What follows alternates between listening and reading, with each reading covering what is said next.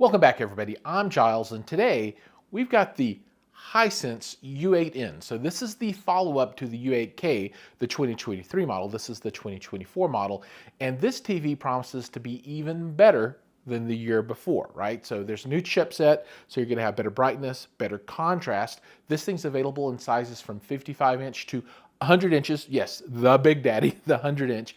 And we're gonna tell you all about this TV today, so stick around.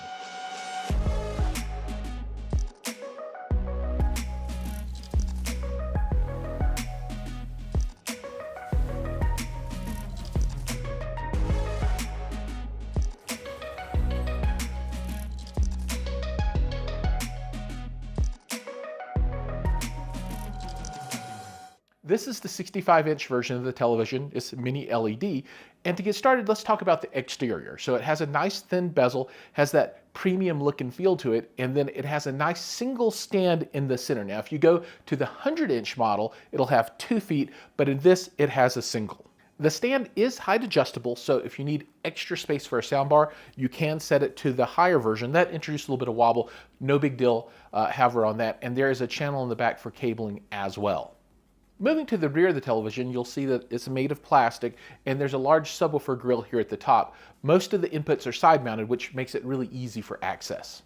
There are 4 HDMI ports. 2 of them are 4K 144, so all you gamers can rejoice out there. This also supports ARC, eARC for all of that functionality when you want to plug in that soundbar or some other external audio device. There are a couple of USB ports, your power, a SPDIF port, and then also LAN. They say no. From an OS perspective, this is running Google TV 12, and this is one of my favorite OSs for televisions. It's up there with Tizen from one of the competitors. I really like it. It's nice and snappy, works really well. There's some bloatware, of course. You can't really get away from that these days, but I found it really easy to add in all of the different apps that I need. Everything streams perfectly, and I find absolutely no need to add an external streamer in unless I just want to. The remote control is absolutely phenomenal. So it appears that it has like a brushed aluminum finish, although I can't tell if that's really aluminum or plastic. It looks good in any event. Backlit, has voice control, a really big step up, and has a bit of heft to it as well. So, 5 out of 5 stars on this remote control is really, really nice. Now let's talk about the picture. So this is mini LED, and in my opinion, is getting really, really close to OLED. The contrast is phenomenal. It's got 1600 backlighting zones. You do still get a little bit of blooming that you don't necessarily see on some higher end units out there, but the picture is absolutely gorgeous. HDR, high dynamic range on the TV, is absolutely stunning. You get somewhere around 3000 nits on the TV set, and for some folks that might even be too bright, but when you want that brightness, this television is able to deliver in a very spectacular way. The TV includes a number of different picture modes, but for me, the most natural, I think maybe the closest one, without actually doing a calibration and figuring those things out, is filmmaker mode. If you swap to there, I think most people are going to have a very satisfactory out-of-the-box experience with the television. For color gamut, this thing pretty much covers all of the DCI-P3 and almost all of the Rec 2020. Again, the brightness of the television is phenomenal. No problems viewing this television in daylight. However, I will say that from a reflection point of view, even while I'm filming this, I had to close some windows so that you're not getting a bunch of reflection here. So maybe not the best at reflection control, but the brightness of the television really makes up for almost all of that, and I've not had any particular issue with reflections while viewing the television. And like I said, I've used this daytime, nighttime with both SDR and HDR. I've put 40, 50 hours on the television already, just getting a feel for what it can do. And the pictures are absolutely gorgeous, and the black levels are stunning. Let's go, man. Let's see what you got. Come get me. Let's talk a little bit more about color and calibration.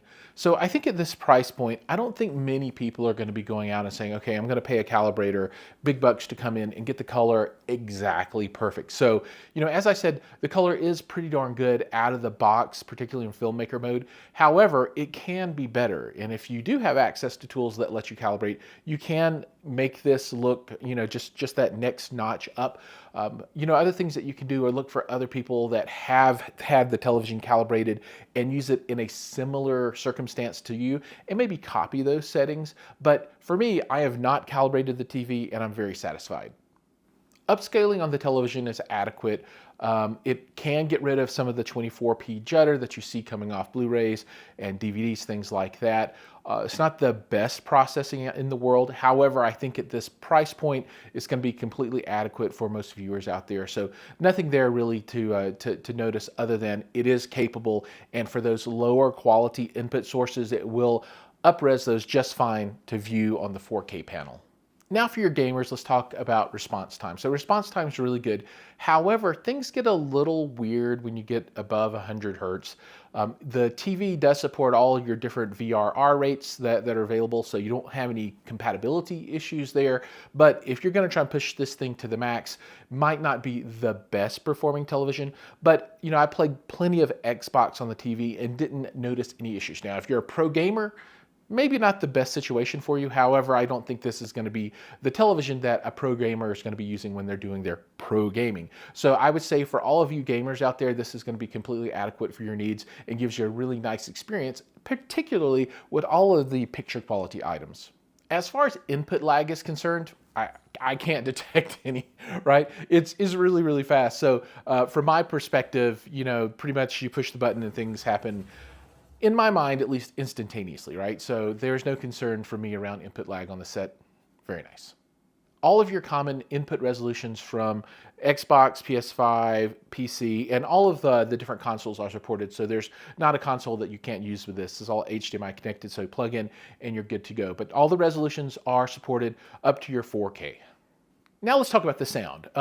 This is a television, and it does have a little built-in subwoofer, but this is going to nowhere approach the sound quality that you're going to get from a dedicated sound system. Even a sound bar is going to be head and shoulders better than what you get out of the televisions. I would look at investing in some type of alternative sound solution for this if you're looking for that immersive, impactful sound, and particularly if you're looking for surround sound. Obviously, your TV is not going to be able to do that. So I would say your first upgrade once you put this TV into play would be some type of sound system for it.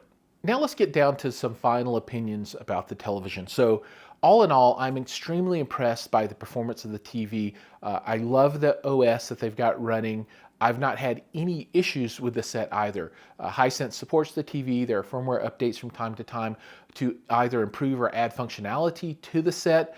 The question that I think most people are asking is, should they buy this or should they buy OLED? Now, on the extreme performance side, OLED is going to be better, right? That it just will be. Now, the gap between this technology and OLED has gotten really slim, and if you don't have a ton of money just burning a hole in your pocket, I think for the vast majority of users, unless you set the two TVs side by side, you really won't know the difference. Now, for the super enthusiasts out there that's had OLED for a long time, maybe this isn't the set for you. Maybe this would be for an additional bedroom. But I think for the vast majority of people out there, this set is going to give them everything that they need in a price point that's going to be very, very approachable. All right, that brings us to the end of the review of the new Hisense television. Remember, please like, subscribe, ring the bell, do all those things, and I'll see you in the next video.